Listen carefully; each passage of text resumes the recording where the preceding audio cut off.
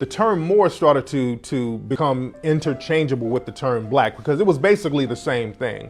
But when the slave trade started, they tried to objectify black people, Moorish people. So they would use the term interchangeably and they would just switch on to calling people black. There was even a boxer out of Virginia who was very popular in the early 1800s named Tom Molyneux, and his nickname was the Moor. So that name was definitely used interchangeably with black or Negro at that time. Moor means black. Like Negro, Ethiopian. Moor means black. I'm a Moor and got sense enough to know I'm a Moor. And ain't gonna never argue with you that I'm not a Moor.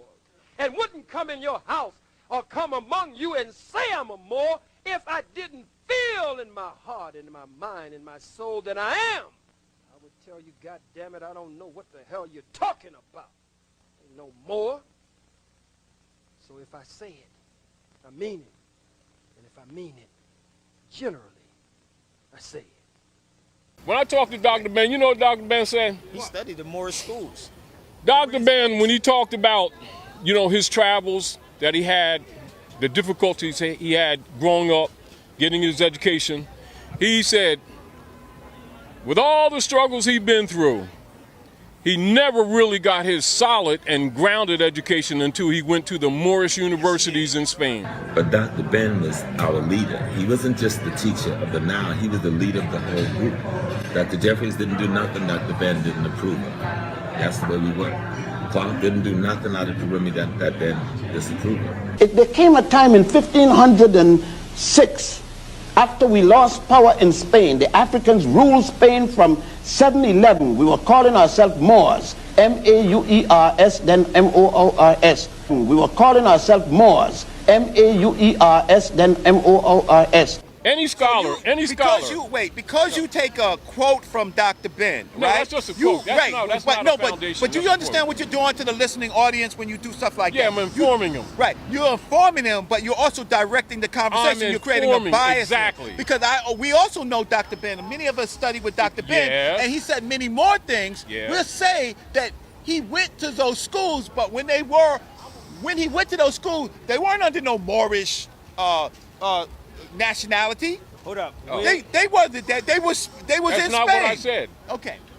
That's not what I said. Take the wax out your ears. Take the wax out your ears. I'm gonna be respectful because it's an elder. No, don't be respectful. We're dealing with scholarship. See, my issue is this. I could take an ordinary dictionary. This is the point.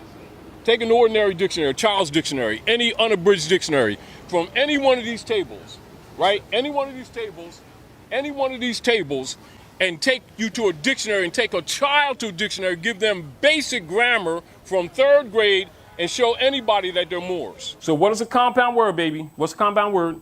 The word to put together. Oh, go ahead, girl. So now, as you can see, when you follow down and you see the compound word, what's that compound word right there, big as day? Yes. Oh, black or a Moor? Why are you saying it with a question mark? Black and Moor. Now, what's the part of speech? Any dark. Noun. The noun, the matrix. Noun. So now it separates the adjective from the noun. You see that? See, black or Moor. Any dark-skinned person, especially an African Negro, earlier black, small case, then Moor, and see how the black is all case, which means a straw, and is separated from Moor, which is a capital letter. There's the identification of these people who think they're black, right in the dictionary. See that? Mm-hmm. Spell it. M-O-O-R. This whole issue about knowing even these dynamics that you're dealing with right here. Now we have the president, foreign diplomat, representing the United States Corporation Company. His name is Barack H. Obama. Barack H. Obama, knowing the problems that we have here at Morocco and knowing that our people's heads are messed up, and also knowing that the world is turning around, and knowing that for these generations to come, that some truths have to come out. So he went to Hikupta, which is the proper name of Egypt. All scholars know that. Right now, give me a reference. Let me finish. Give me a reference. Let me finish. What is important to understand about this word hikupata is an understanding where the word Egypt comes from. Because the Greeks, in coming down and embracing African culture, they are going to begin a language that is going to be based on the African language. They are going to take a script that is based on Medu-Neter, or what we call hieroglyphs, and they're going to call hikupata, they're going to call it egupatos. So even when you're dealing with the word Egypt, you're still dealing with the origins of an African word, which is hikupata, that became egupatos. Egupatos is going to become Egypt. So he went to Hikupta and exposed that the American Constitution is derived from Muslim law, which all scholars always knew, right? Now, Michelle triangulates go to the Alhambra, the last stronghold of the Moors. They have pictures taken of them by the international community coming through double doors, dealing with the Kabbalistic principles, ancient African culture, higher self, lower self. Guards standing right next to him with the Moorish flag big as day. Then they come back here and sign the rights of indigenous people for these people to declare their nationality, because the international community has been addressing this since 1948. Problem that you have is that you have fake scholars who keep getting paid off, that keep promoting these people as crayons, knowing that that makes them non-descendable. Whether it was black, green, purple. Fake scholars? Give me a fake scholar. Anybody that continues to call these people of Moorish Asiatic descent black, knowing it makes them non-descendable. We're talking about a political issue of estate and birthright. Is Dr. John Henry Clark one of those? Who are you talking He about? knows that these people are Moors. Huh? We are a nation within a nation in this country searching for a nationality. And once we find our nationality and serve that nationality, we'll do for ourselves what needs to be done. All ethnic groups in this country understand they got a nationality, because you answer to such stupid words like Negro and color and black. You have no nationality. Negro is not a nationality. Some lazy Portuguese or Spaniard took an adjective and made a noun out of it. Colored is not a nationality. Black tells you how you look, but it don't tell you who you are. Right. The name of a people must relate them instantaneously to land, history, and culture. There's no black land or black hole of it. The name of every people in the world relate to country.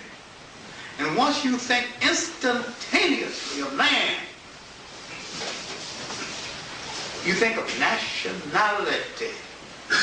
All scholars know that black is an English word. It's in the 14th century, medieval period. It's no older than 500 years old on the planet. And in its original Lower German form, it actually means pale. Now, scholars know that we're not black people, but we believe we are because that's one of the brands that we've accepted. You know, just because you accept something doesn't make it true. Many people do not understand the function of the social engineering that the European did. So when they look at black, they're looking at black from a perspective of identity, right? They're looking at it from a perspective of identity.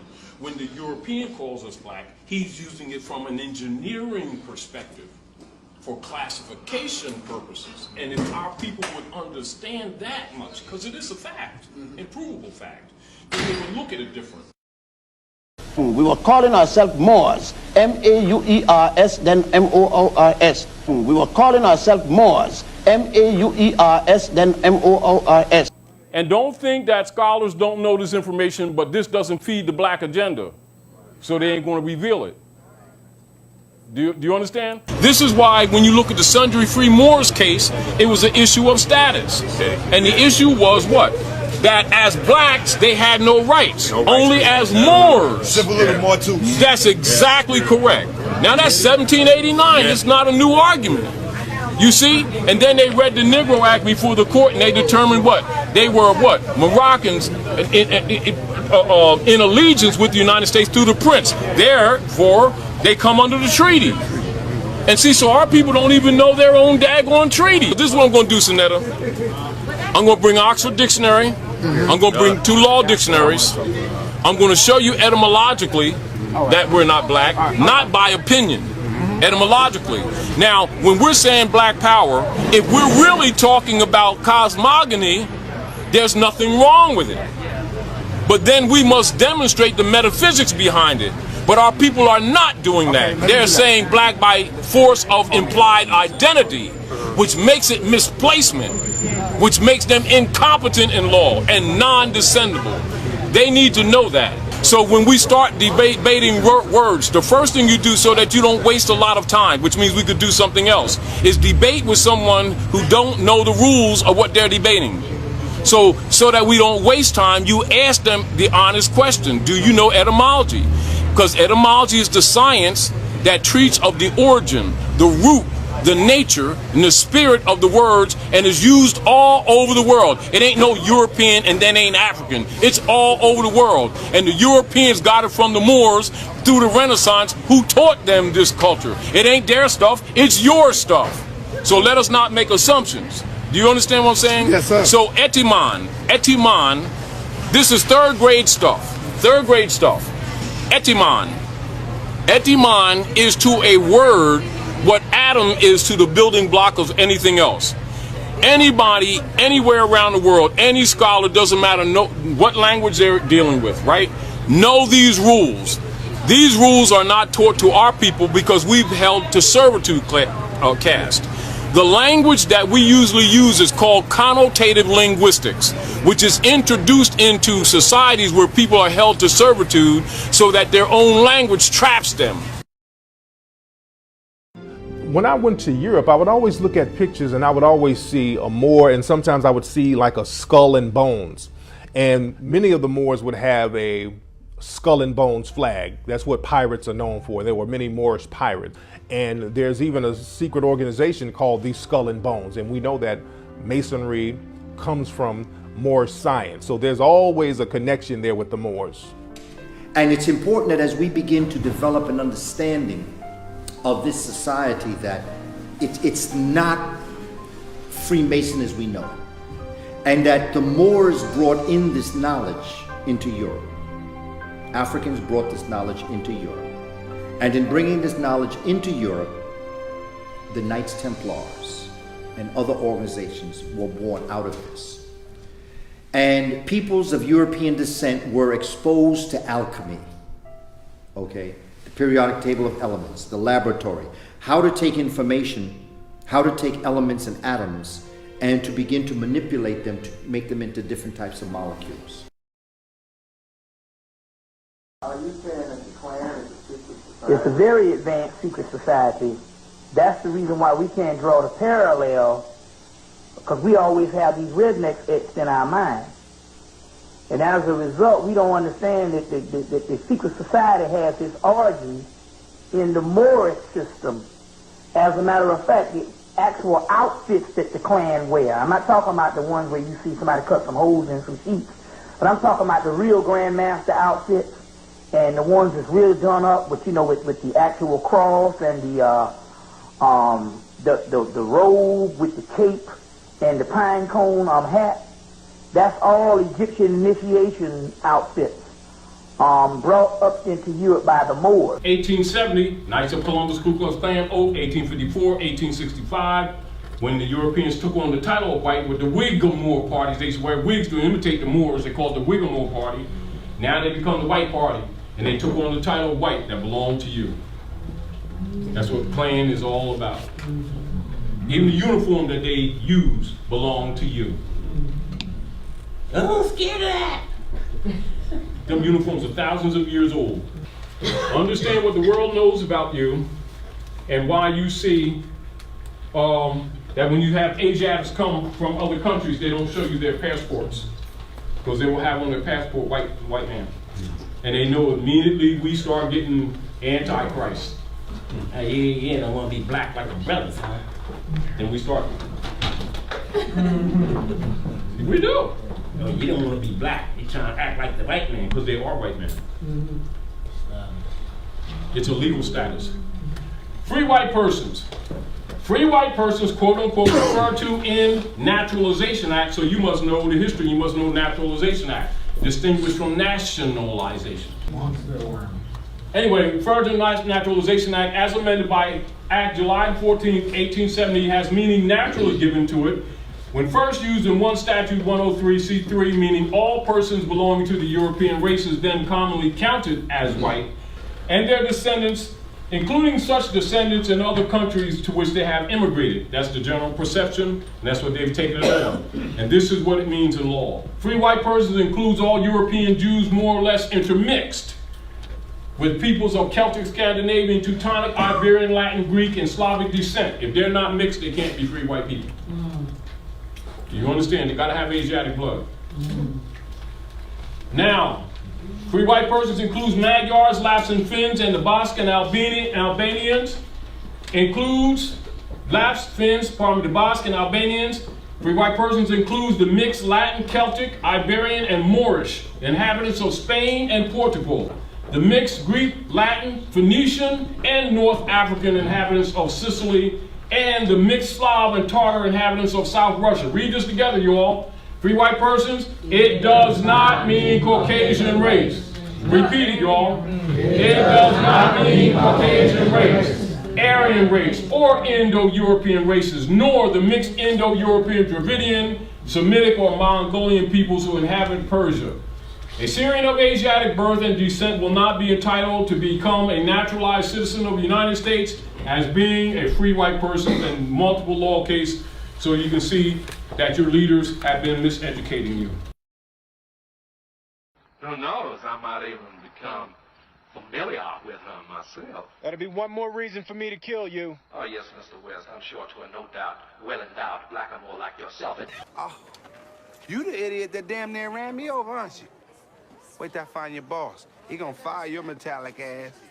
You would do well to mind your tongue, Moore. Moore! Do you mock me? This is a hell of a setup you got here. I mean, I'm not lying. I mean, whoo, you got to have major coins behind this. Who's backing you? Puffy? Silence, Moore.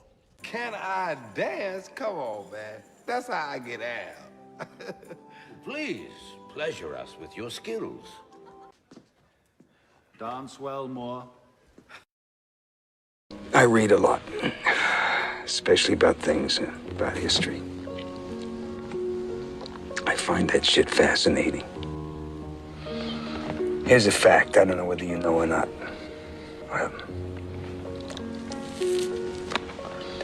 Sicilians were spawned by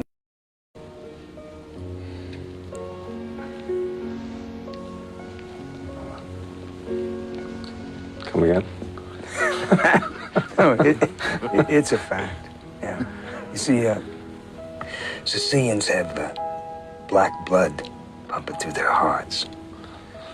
And no, if you don't believe me, you can look it up. Hundreds and hundreds of years ago, you see, the Moors conquered Sicily, and the Moors are